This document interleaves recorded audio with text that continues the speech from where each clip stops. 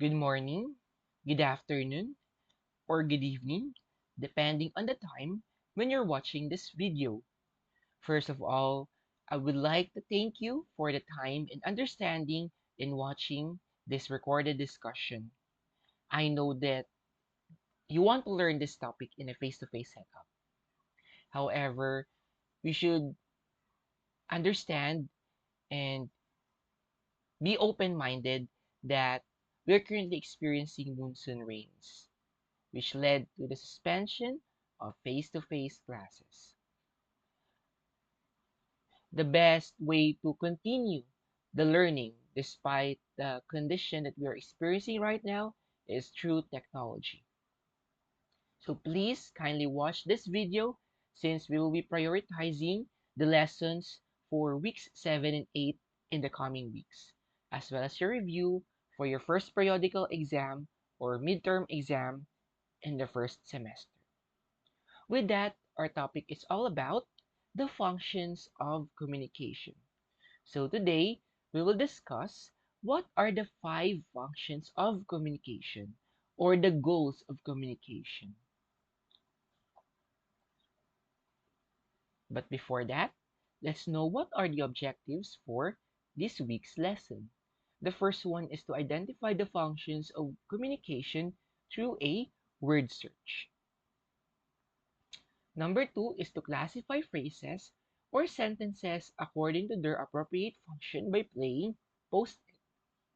And number three, discuss the functions of communication using a conversation or dialogue.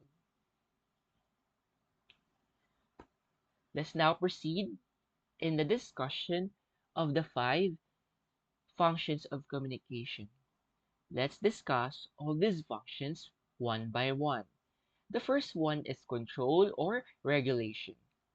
Communication functions to control behavior. In other words, rather, the goal of this function of communication is to put limit on the behavior of the members of an institution, organization, group, and even family. Every organization has its regulations, and these regulations are communicated to all members in various ways. It means that in every group, organization, family, and institution, there are do's and don'ts that all of the members must follow, and they are informed in different ways. It can either be verbally or through nonverbal ways. The most common way of informing the members about the do's and don'ts in a group or organization is through number one, discussion, and number two, through written posters or announcements that are usually posted on the wall. So let's have examples here. Number one, a small organization such as a family has its house rules which every member has to follow. As you can notice, if we can remember your childhood, our parents give us do's and don'ts inside our home. Some of the examples of the do's and don'ts inside their home are number one, respect everyone, especially the elders. On the other hand, for one of the don'ts is to avoid saying bad words to any family members. See that starting in our home and from our parents, our behavior is being regulated already in a positive way. Our parents want us to do the good or moral things and avoid doing things that are considered immoral or bad. Second one, the school implements rules which students and other members of the school community are obliged to follow. So we all know that school is our second home. And just like our parents and our family, the school, teachers, and officials of the schools are also regulating our behavior in a positive way. And just like in our house, they give do's and don'ts that all students must follow. Just like being respectful to the teachers, to the staffs, and as well as to the students and schoolmates. For the don't, bringing sharp things, alcoholic drinks, and vape are not allowed inside the school. From that, we can conclude that the school wants students to behave properly. Through those rules and regulations, they want their students to be morally correct, or they want their students to live a life with a moral act inside and outside the school premises. So that's the first function of communication, control or regulation. From the word itself, it aims to control or regulate or limit the behavior of the members by presenting the do's and don'ts of a group, institution, family, or organization. Number two, we have the social interaction. From the word itself, we aim to build connections with the other people. Communication allows individuals to interact with others. We all know that interaction is inevitable or unavoidable because some of our needs or goals can be achieved through our neighbors, through our family, through our classmates, or even from the other people. Because of the needs to interact daily, people communicate. So in social interaction, we communicate because we have a need and we have a goal or intention from or to the other person. So that's for the function number two. Social interaction, we interact because of the needs or goals from the others. For example, first one, a student has to talk with his parents regarding his allowance and school requirements. As you can see, or as you can read from this situation, we found out that the student has a need or has needs from his parents. And what he needs from his parents are the talks or the decisions regarding the allowance and school requirements.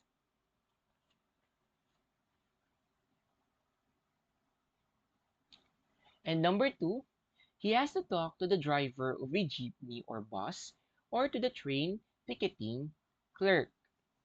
From the example number two, it's all about the goal. The goal of he, the passenger, is to know something from the driver of a jeepney or bus.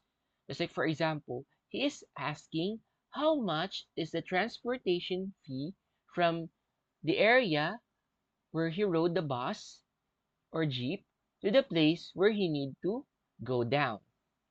Another one may be because he or she is asking some directions to the place where he need to go, where he needs to go, which is unfamiliar to him. As you can see, the passenger has a goal from the jeepney or bus driver, which is to get information about the place where he need to go. So that is for the social interaction. We communicate because of the needs or goals from the other people. Third one is motivation. So from the word itself, the communication aims to motivate the people involved in the communication process. This function aims to uplift or boost or elevate the morale or the positive mindset of the receiver. So that is the motivation. It aims to give a positive mindset and feelings to the receiver. Now, motivation can either be internal or external. Let's find out what is the difference between these two types of motivation. Number one, we have the internal motivation. It comes from within. It is something personal. So the aim of the internal motivation is for the self-fulfillment or self-achievement. Your goal is just to make yourself happy or for yourself to achieve something, just like rewards or prizes that you don't need from the other people. Usually, the goal of the internal motivation is to get a non-material reward or results.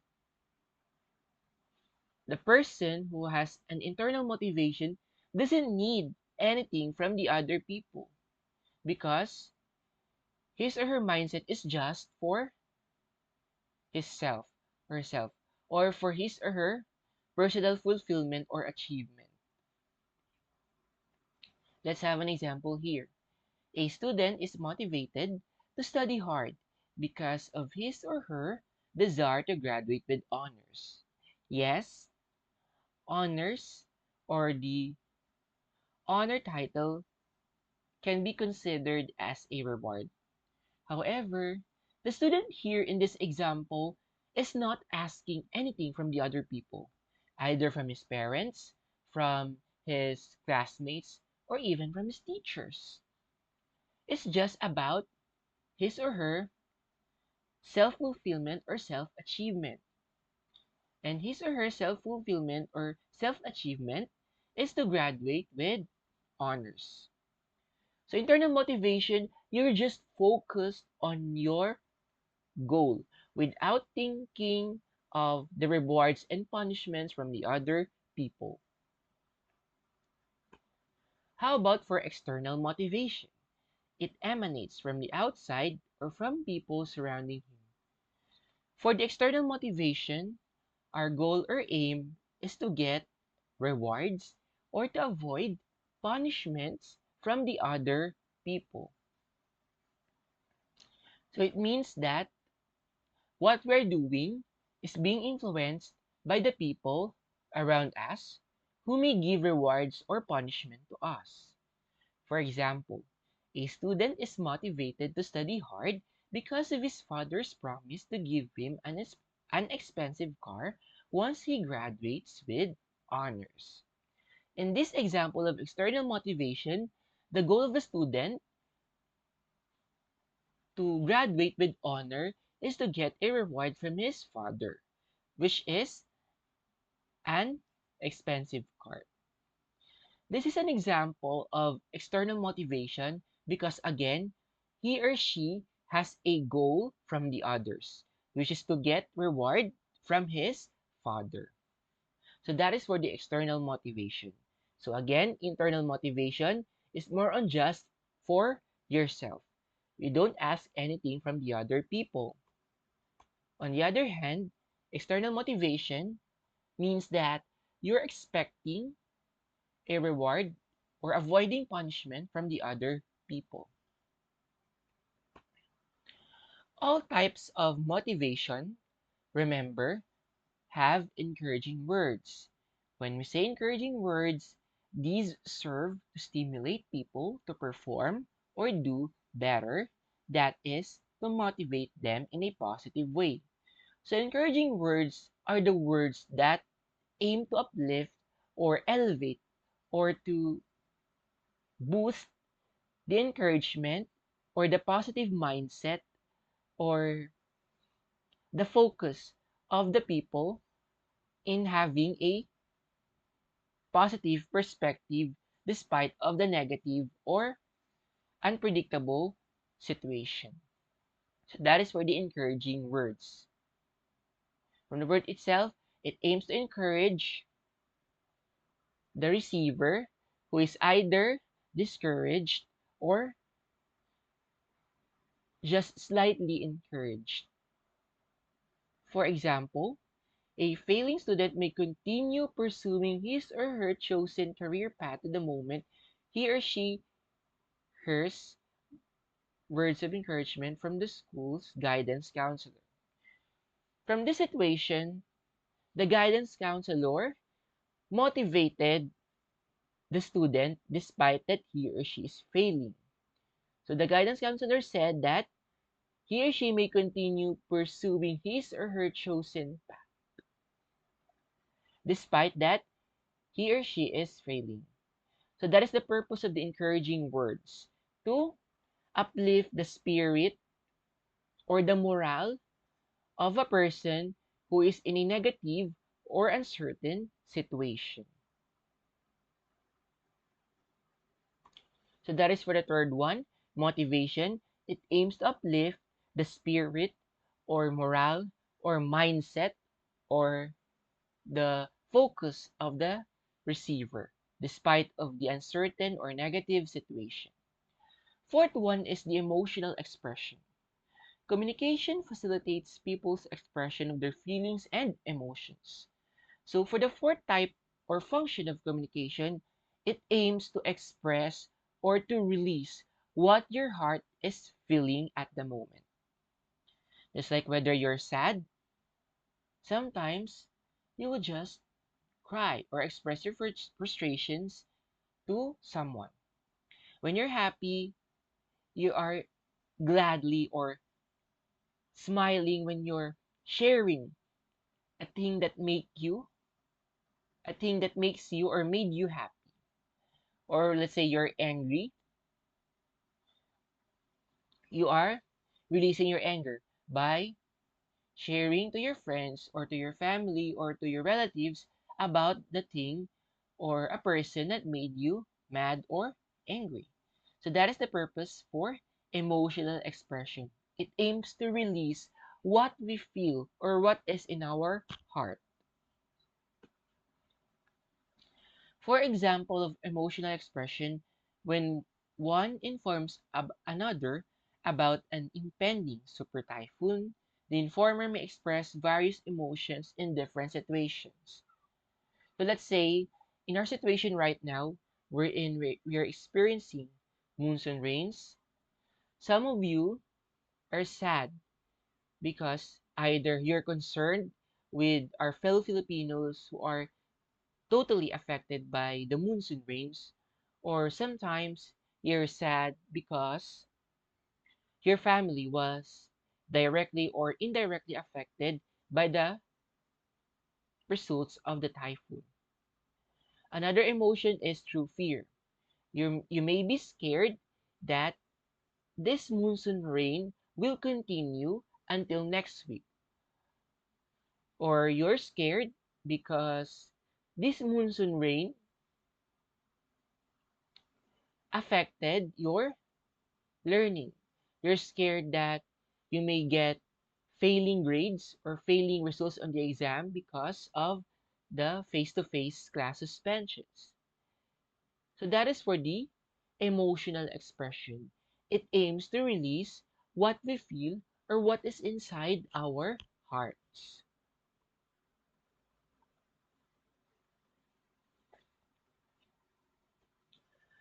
And then for the last but not the least, we have the information or dissemination. Communication functions to convey information. So for the fifth and the last function of communication, it aims to give factual statements to the receiver. Many events or incidents happen every day. So from the name of the function itself, it aims to make the readers or the listener or the receiver informed about what is happening in our society or in our environment. These occurrences affect people, so they have to be informed. So remember, the aim of the information dissemination is to make the listeners or the readers or the receiver informed about the events. For example, A new policy to be implemented in school has to be made known to all members before its implementation. So from this example, the goal of the school here is to inform or make the students, teachers, and the rest of the employees aware of the new policy that will be implemented in the whole campus. So that is to make them aware about the new policy. So that's for the information or dissemination. It aims to make the readers, listeners, or receiver informed or aware about the thing that they should know. It can either be factual, it can either be announcements or news or updates about the events or things that happen or happened or happening in the society. Another one, the leader draws plans for executing the safety protocols. In this example, the goal of the leader is to make his or her members aware about the execution of the safety protocols. So that is for the fifth function of communication, which is information or dissemination or information dissemination. With that, do you have any questions or clarifications about our topic for week number 5?